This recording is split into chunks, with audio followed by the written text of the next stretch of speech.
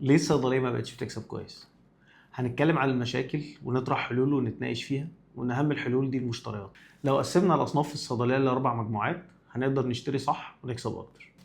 اول حاجه الاصناف سريعه الدوران. وفقا لمبدا باريتو 20% من الاصناف بتحقق 80% من المبيعات.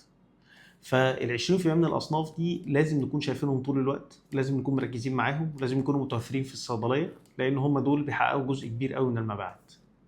هنحسبها ازاي؟ من تقييم مبيعات الصيدليه اخر 6 شهور. هنحسب متوسطات الاصناف كل شهر، وهناخد الاصناف اللي معدل بيعها اكتر من 5 علب شهريا، وفي الاغلب هتبقى مش اكتر من 50 صنف.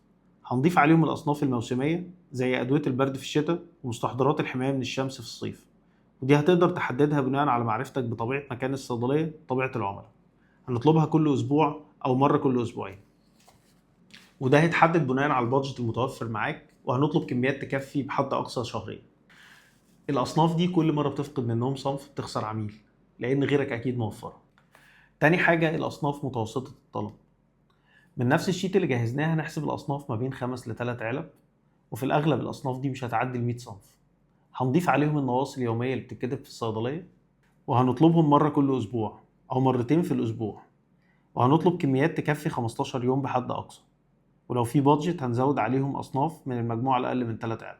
هنشتري من الاصناف دي كميات صغيره لكن منتظمه، وهنراجع تواريخ الصلاحية واحنا بنستلم الطلبيات، وهنتابع كل مشاكلهم ومرتجعاتهم أول بأول.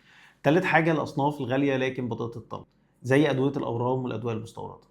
الأصناف دي هنشتريها بكميات محدودة جدا، ولو قدرنا نتعامل فيها كلها بنظام JIT يبقى أفضل. إن إحنا نطلب الصنف وقت الطلب بس. هنعملها إزاي؟ هنجهز إكسل بسيط على جوجل شيتس، هنحط فيه الأصناف اللي سعرها غالي ومعدلها بطيء في الصيدلية، وهيتحط فيه اسم الصنف واسمه ورقم المورد والوقت المتوسط لوصول الصنف، والافضل نحط اكتر من مورد، والشيت ده هيكون متاح لكل المسؤولين في الشفتات ويتجدد دوريا. وفي حالة الطلب هيكلم المورد ويتفق معاه وياخد ديبوزيت من العميل. رابع واهم حاجة رواكد الصيدلية، او الاصناف اللي في خلال 6 شهور باعت اقل من علبة واحدة. الاصناف دي لازم تتخلص منها في اقرب وقت، بانك تبدلها مع مخزن باصناف تانية شغالة، او ان انت تعمل عليها عروض في الصيدلية وتبيعها قبل ما تطلع اكسباير.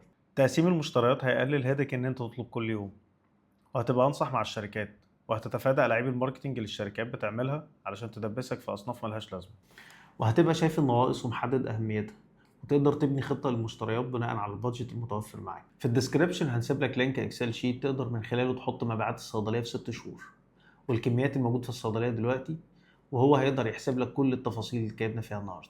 الحل ده جربناه مع اكتر من صيدليه وكانت النتيجه ممتازه، وده حل تقدر تبتدي بيه النهارده. اكيد مش افضل حل بس ده اسهل حل.